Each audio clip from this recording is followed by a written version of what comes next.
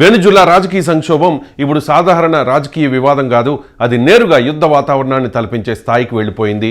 ఒకప్పుడు లాటిన్ అమెరికాలో చమురు సంపదతో వెలుగొందిన ఈ దేశం గత కొన్నేళ్లుగా ఆర్థిక పతనం, రాజకీయ అస్థిరత, ప్రజల అసంతృప్తితో కొట్టుమిట్టాడుతోంది. అలాంటి పరిస్థితుల్లో మాజీ అధ్యక్షుడు నికోలస్ మదురోను అమెరికా బలగాలు బందీగా పట్టుకున్నాయనే వార్త వెలుగులోకి రావడంతో పరిస్థితి పూర్తిగా అదుపు తప్పింది. రాజధాని కార్కస్లో ఒక్కసారిగా భయాందోళనలు పెరిగిపోయాయి. వీధుల్లో సైనిక వాహనాలు, భద్రతా బలగాలు, ఎక్కడ చూసినా చెక్పోస్టులు కనిపిస్తూ నగరం మొత్తం ఒక పెద్ద యుద్ధ ప్రాంతంగా మారిపోయింది. ముఖ్యంగా మిరాఫ్లోర్స్ అధ్యక్ష భవనం సమీపంలో జరిగిన కాల్పులు, ఘర్షణలు ప్రజలను మరింత భయపెట్టాయి. రాత్రి వేళ కాల్పుల శబ్దాలు వినిపించడంతో చాలామంది ఇళ్లలోంచి బయటకు రావడానికి కూడా భయపడిపోయారు. అధికారికంగా పరిస్థితి అదుపులోనే ఉందని అధికారులు చెబుతూ ఉన్నా నేల మీద వాస్తవం మాత్రం వేరేలా ఉంది. పాఠశాలలు మూతపడ్డాయి, దుకాణాలు అర్ధాంతరంగా క్లోజ్ అయ్యాయి, ప్రజలు నిత్యావసరాల కోసం నిల్వలు చేసుకోవడం మొదలుపెట్టారు. ఇది చూసినప్పుడు వెనుజులా మళ్ళీ ఒక దీర్ఘకాలిక అశాంతి దశలోకి అడుగు పెడుతోందన్న భావన బలపడుతోంది. మదురో గైర్హాజరీలో దేశానికి రాజ్యాంగ సంక్షోభం తలెత్తకుండా చూడాలని వెనుజులా సుప్రీంకోర్టు ప్రయత్నించింది. కోర్టు ఆదేశాల మేరకు ఉపాధ్యక్షురాలు డెల్సీ రోడ్రిగ్జ్ తాత్కాలిక అధ్యక్షురాలిగా ప్రమాణ స్వీకారం చేయడం జరిగింది. ఆమె మాటల్లో అమెరికాతో నేరుగా ఘర్షణ కాకుండా చర్చల ద్వారా పరిష్కారం కనుగొనాలన్న సంకేతాలు కనిపించాయి.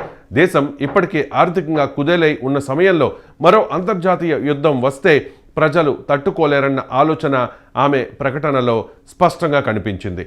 అయితే అమెరికా వైఖరి మాత్రం చాలా కఠినంగా ఉంది. వెనుజులాలో సరైన అధికార మార్పిడి జరిగే వరకు ఆ దేశ వ్యవహారాలను అమెరికా పర్యవేక్షిస్తుందని అధ్యక్షుడు డొనాల్డ్ ట్రంప్ చేసిన వ్యాఖ్యలు అంతర్జాతీయంగా తీవ్ర దుమారం రేపాయి. ఒక సార్వభౌమ దేశంపై ఇలా మాట్లాడడం, అక్కడి ప్రభుత్వాన్ని పక్కన పెట్టి తామే నిర్ణయాలు తీసుకుంటామని చెప్పడం చాలా దేశాలకు జీర్ణించుకోలేని విషయంగా మారింది. ఇది కేవలం వెనుజులా సమస్య మాత్రమే కాదు, ప్రపంచ రాజకీయాల్లో పెద్ద మలుపుగా మారే అంశమని విశ్లేషకులు చెబుతూ ఉన్నారు. లాటిన్ అమెరికా దేశాలు ఈ పరిణామాలపై తీవ్రంగా స్పందించాయి. కొలంబియా అధ్యక్షుడు గుస్తావో పెట్రో చేసిన వ్యాఖ్యలు ఈ సంక్షోభానికి ఎంత భావోద్వేగపూరిత నేపథ్యం ఉందో చూపిస్తాయి. గతంలో తానే గెరిల్లా ఉద్యమంలో పాల్గొన్నానని గుర్తు చేసుకుంటూ మాతృభూమి రక్షణ కోసం అవసరమైతే మళ్లీ ఆయుధం ఎత్తుకుంటానని ఆయన హెచ్చరించడం సంచలనంగా మారింది. ఇది కేవలం మాటల హెచ్చరిక మాత్రమే కాదు, లాటిన్ అమెరికా చరిత్రలో విదేశీ జోక్యాలపై ఉన్న ఆగ్రహానికి ప్రతిబింబంలా కూడా కనిపించింది. బ్రెజిల్ అధ్యక్షుడు లూలా డిసిల్వా కూడా అమెరికా చర్యలపై తీవ్రస్థాయిలో మండిపడ్డారు.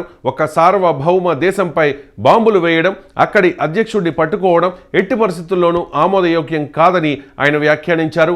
లాటిన్ అమెరికా దేశాలు తమ రాజకీయ భవిష్యత్తును తామే నిర్ణయించుకోవాలని బయట నుంచి ఆదేశాలు విధించడం నూతన వలసవాదానికి నిదర్శనమని లూలా వ్యాఖ్యలు స్పష్టం చేస్తూ ఉన్నాయి. ఇదే సమయంలో ప్రపంచ శక్తులైన రష్యా, చైనా కూడా రంగంలోకి దిగాయి. అమెరికా సైనిక చర్యను రష్యా ఒక దేశంపై జరిగిన సాయుధ దురాక్రమణగా అభివర్ణించింది. అంతర్జాతీయ చట్టాలను ఉల్లంఘిస్తూ ఇలా వ్యవహరించడం ప్రమాదకర పరిణామాలకు దారితీస్తుందని హెచ్చరించింది. చైనా కూడా ఒక దేశాధ్యక్షుడిపై బలాన్ని ప్రయోగించడం దిగ్భ్రాంతికరమని పేర్కొంది. ఈ రెండు దేశాల స్పందన చూస్తే వెనుజులా అంశం త్వరలోనే ఒక గ్లోబల్ పవర్ గేమ్గా మారే అవకాశాలు ఉన్నాయని అర్థమవుతోంది. ఈ మొత్తం పరిణామాలపై భారత్ కూడా స్పందించింది. భారత విదేశాంగ శాఖ తీవ్ర ఆందోళన వ్యక్తం చేస్తూ వెనుజులా ప్రజల క్షేమమే తమకు ముఖ్యమని స్పష్టం చేసింది. ఎలాంటి బలప్రయోగం లేకుండా అన్ని పక్షాలు శాంతియుతంగా చర్చల ద్వారా సమస్యను పరిష్కరించుకోవాలని భారత్ పిలుపునిచ్చింది. ముఖ్యంగా లాటిన్ అమెరికా ప్రాంతంలో స్థిరత్వం దెబ్బతినకుండా చూడాలని, ఈ సంక్షోభం ఇతర దేశాలకు కూడా విస్తరించకుండా అడ్డుకోవాలని భారత్ అభిప్రాయపడింది. మొత్తంగా చూస్తే వెనుజులా సంక్షోభం ఒక దేశపు అంతర్గత సమస్యగా మొదలై ఇప్పుడు అంతర్జాతీయ రాజకీయాల మధ్యలో చిక్కుకుంది.